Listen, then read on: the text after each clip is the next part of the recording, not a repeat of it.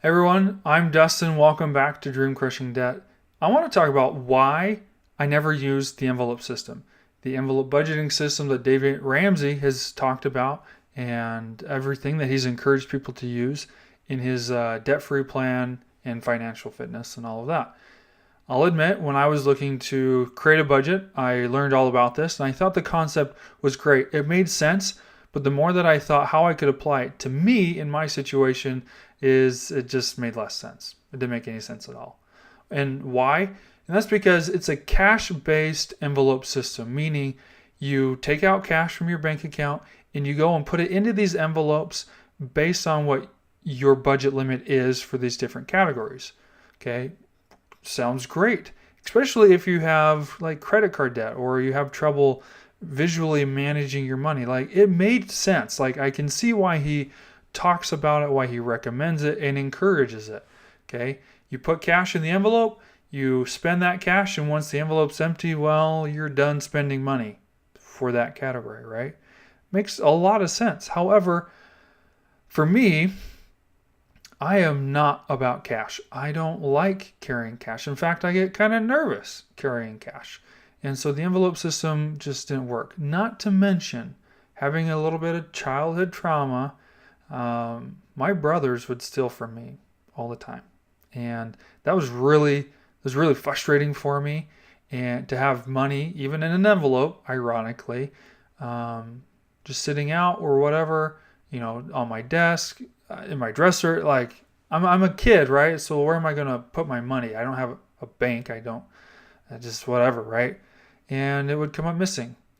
And to only find it in the heater vents in my brother's room as I would help them clean their room, it's very frustrating. So I don't like the cash system. I don't like having money on hand in the house because I don't trust people to leave it alone, to not go through my things. So I'm all about keeping things in the bank and using plastic to pay for everything. So, how do I morph this envelope budgeting system into something that works for me? Well, I decided to use mint.com. Mint automatically imports all of my transactions so that I don't have to think about it. I can swipe that card like I normally do. It imports, I categorize it, it puts it into a budget category.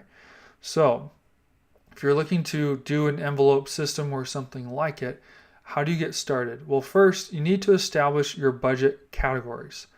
I use 8 different ones. They're very simple to use. I have bills and utilities, I've got groceries, I've got gas and fuel, I've got charity, entertainment, and shopping.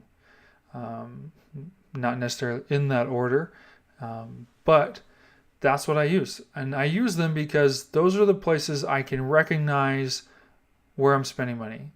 Meaning, if I'm at a restaurant, I know what it's like to spend money at a restaurant or paying bills or at the gas station. I know what that's like. So if I get to the kind of the end of my budget, I'm starting to max it out, I can say, well, I can't eat out anymore.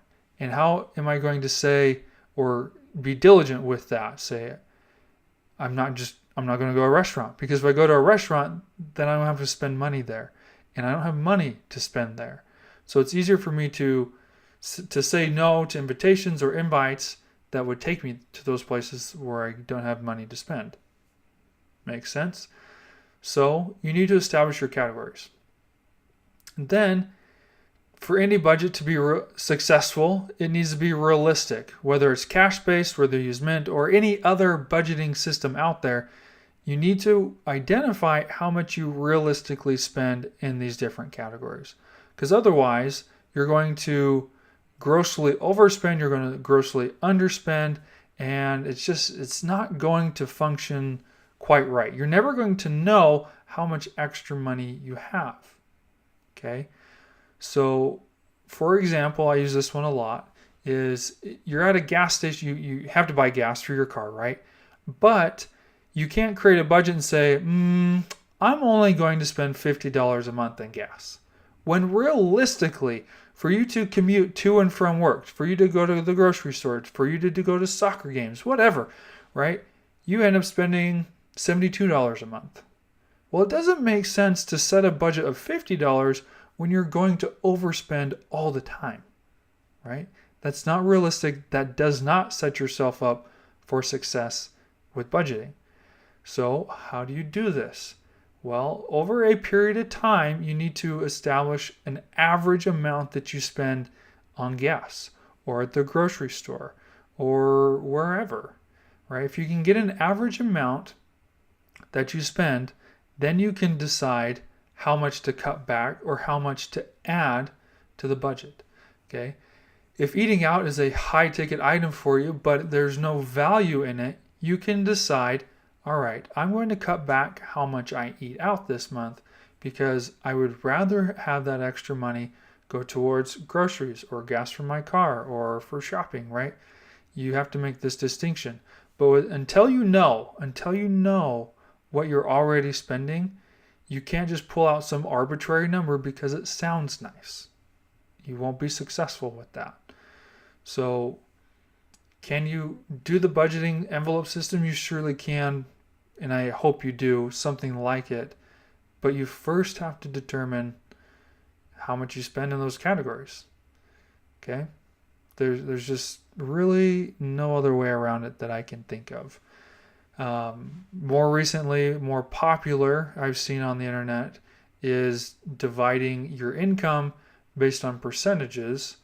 As you know, like 20% goes to eating out, right? Okay, that's easy to figure out, I guess. You know, just percentages. It just seems a bit loose, almost. You know, you're guessing. You don't know exactly how often you're eating out or how much you're actually spending. You're just assuming that it's 20% or whatever, right? So take a look into that. And I think the more that you know where your money's going, the more successful you'll be at budgeting and making decisions on where to cut back. All right? It's kind of that simple. There's a lot of ways to budget, but there's not a lot of ways to figure out how much you're spending. You have to track it. You have to categorize it.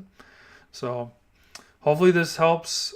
And more than anything, I wish you the absolute best of luck getting started with the envelope budgeting system of some kind. One that works for you, one that you can morph into a system that is easy for you to adapt into a life that you have, that you can make a habit out of.